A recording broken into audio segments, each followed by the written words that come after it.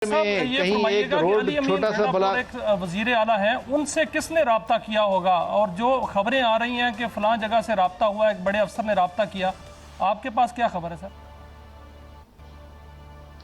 नहीं, कोई फीडबैक जिसको मैं कह रहा हूं आप उसको राब्ता कह रहे हैं। अगर किसी ने रिपोर्ट फर्ज किया, लिख के भी टेबल पे रखवाई है या रखी है, तो वो राब्ता ही है ना। हम सिर्फ अल्फाज का चुनाव डिफरेंट कर रहे हैं, बाकी बात हम यही कर रहे हैं।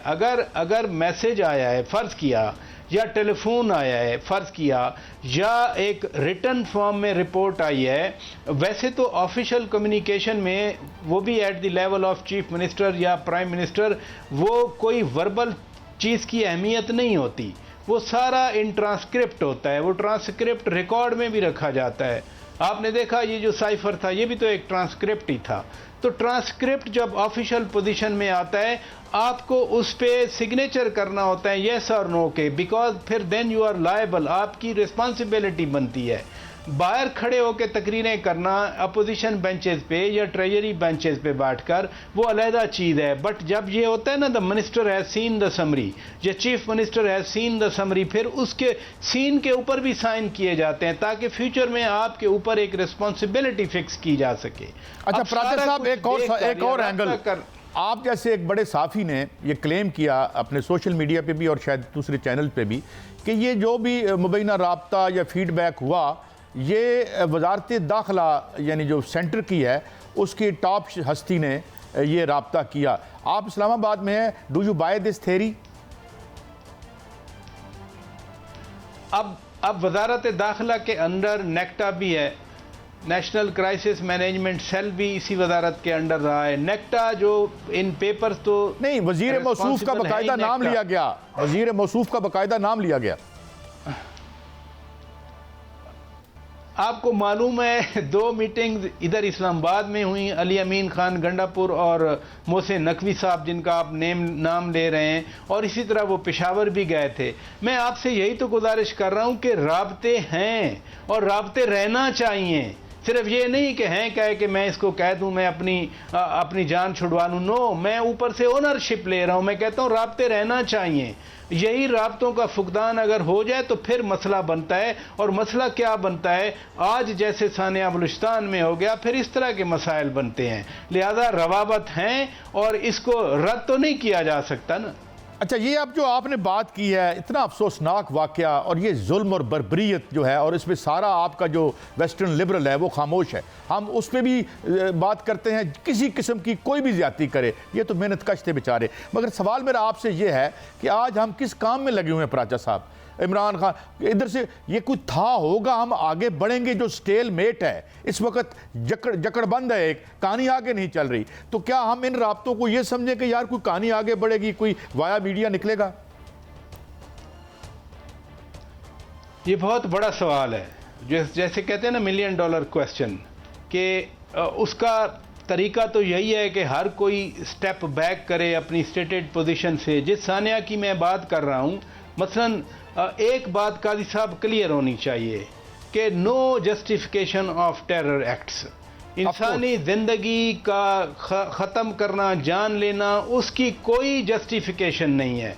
वो BLF हो, BLA हो, मारंग बलोच हो, बलोच यकजहती कौंसिल हो, किसी को ये हक हासिल नहीं है कि वो वायलेंस को इस हद तक प्रमोट करें और उनके मिलिटेंट विंग्स या प्रॉक्सीज जो हैं वो इंसानों की जान लें। और आपने बिल्कुल दुरुस्त फरमाया, ये बेचारे मजदूर हैं, ये अपने घर की रोटी पानी के लिए गए हुए थे, पता नहीं कितने महीनों के बाद वो वापस और आ रहे मैं समझता हूँ प्राचा साहब, ये कॉन्शियसली किया जाता है ताकि हम डिवाइसिव हो जाएं, डिवाइड कर दें पंजाब और पंजाब के मेहनत कश और गरीब के वही दुख हैं जो बलूचिस्तान के गरीब के दुख हैं या KPK के। बहुत शुक्रिया प्राचा साहब। Always a great pleasure to have you as a senior voice. जी मियाँ शाहिद साहब, आपने मुझे एक स्टोरी भेजी है और मेरे हाथों के नहीं पैरों के तोते भी उड़ गए हैं जब से मैंने देखा है। इतनी स्वीट डिश टाइप मुहायदे, ज़रा इसकी तफसील तो बताइए। जो तश्त-अज़बाम हो गए हैं, IPPs जिन्हें कहते हैं, इंडिपेंडेंट पावर प्रोड्यूसर है या इंडिपेंडेंट पावर्टी प्रोड्यूसर है, ज़रा इस पर रोशनी तो डालिए। काजी साहब, चंद दिन पहले वजीर तवानाई अवैस लगारी फरमा रहे थे कि हम इन मुआहिदों को नहीं छेड़ सकते, और बिल्कुल ठीक कह रहे थे, क्योंकि 1994 से लेकर 2015 तक जो IPPs के मुआहिदे किए गए हैं वो इस तरह के मुआहिदे हैं कि उनको वाक़तन नहीं छेड़ा जा सकता। ये मुआहिदे जो सरमायाकार थे उनकी ख्वाहिश, उनकी शराइत और यक तरफा किए गए थे।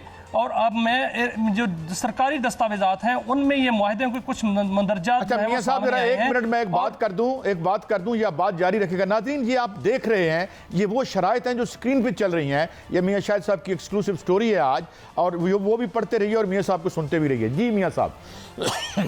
काजी साहब, ये होशरुबा इंकशाफात हैं। इसमें इस डॉक्यूमेंट में ये लिखा हुआ है कि जो 1994 से लेकर 2015 तक जो मुआहिदे किए गए, 100 से ज़ायद जो है वो IPPs हैं, उनके साथ मुआहिदे क्या हुए। उसमें IPPs को टैक्स, कस्टम ड्यूटीज़ और सेल्स टैक्स से इस्तिस्ना दे दिया गया और छूट दे दी गई, और पावर कंपनियों को 100% मुनाफा का पर जो है मुआहिदा किया गया।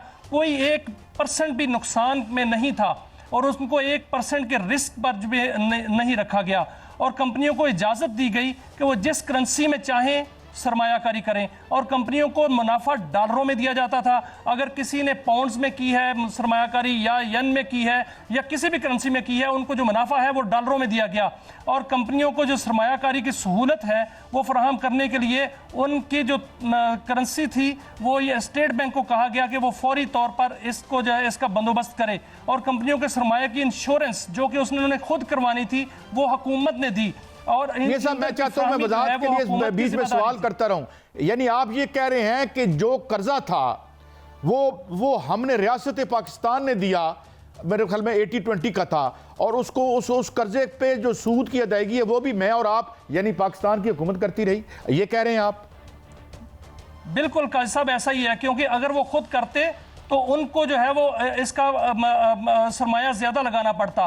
वो भी हुकूमत पाकिस्तान ने सूद की अदायगी की। आपने देखा बिलों के अंदर एक फाइनेंस सरचार्ज आता है। काजी साहब, वो फाइनेंस सरचार्ज वही सूद की रकम है जो हमने कर्जों पे ली थी, कर्जे लिए थे, और उसकी सूद की रकम जो है वो मैं और आप अदा कर रहे हैं। ये वो फाइनेंस सरचार्ज है जो कि बिलों पर लगा हुआ है, ये वही रकम है। और ईंधन की जो फराहमी है वो भी हुकूमत पाकिस्तान ने ही देनी थी, और उसके अगर ना देते तो उसकी कैपेसिटी पेमेंट आज तक जो है हम दे रहे हैं।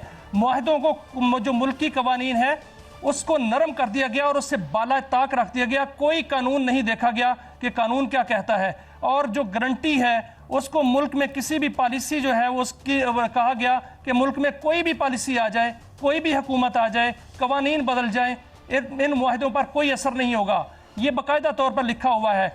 और टैक्सों में अगर तब्दीली भी होती है, रद्दोअमल होता है, तो उसका रद्दोबदल का कोई असर नहीं होगा, लेकिन उनका सरमाया ज़रूर बढ़ेगा। अगर टैक्स ज़्यादा होते हैं तो फिर उन जो है सार्फिन पर लागू हो जाएंगे, उसका जो टैरिफ है वो बढ़ जाएगा, लेकिन उन पर असर नहीं पड़ेगा। और टैक्सेस और ड्यूटीज़ में सहूलियात से IPPs ने 1200 अरब रुपए कमाए हैं काजी साहब। और करेंसी में जो सहूलियात दी गई हैं उनमें IPPs ने मुख्तलिफ करेंसियाँ इस्तेमाल की, लेकिन वसूलियाँ जो की वो डॉलर में की। और इंजीनियरिंग और प्रोजेक्ट कास्ट जो है और मुरम्मत ऑपरेशंस जो है वो उनके हवाले कर दिए गए, जिससे उनका जो फी मेगावाट लागत है वो बढ़ गई, लेकिन कागज़ों में वो फी मेगावाट लागत जो है वो कम रखी गई, इसलिए कि उनको टैरिफ ज़्यादा दे दिया जाए, उनको मुनाफा ज़्यादा दे दिया जाए। और इंजीनियरिंग प्रोजेक्ट कास्ट में मनमाना तखमीना जो है वो लगाया गया, और 1994 से लेकर 2015 तक 15,000 अरब रुपए की कैपेसिटी पेमेंट इस मद में जो है वो अदा की गई। और IPP से जो मुआहदे किए गए हैं काजी साहब वो 25 से 30 साल के लिए किए गए हैं।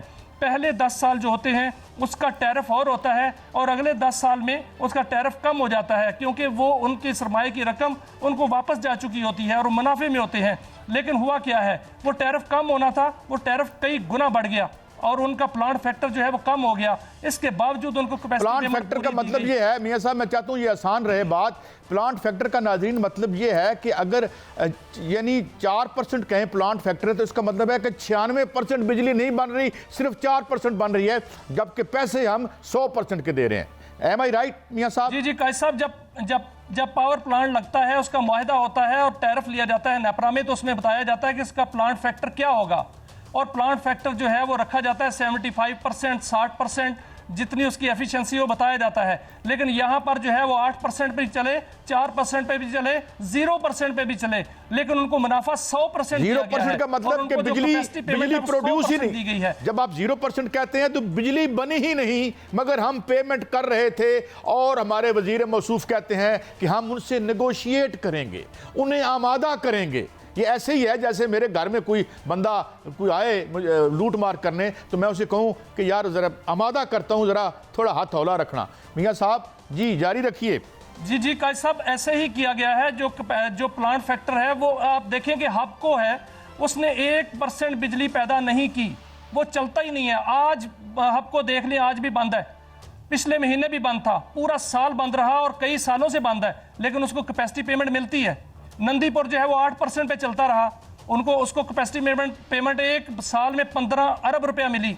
इसी तरह दीगर जो चीज उसने 8 रुपए की बनाई, 8 रुपए की बनाई, उसमें 92 रुपए डाल के 100% करके उसे दी गई कीमत।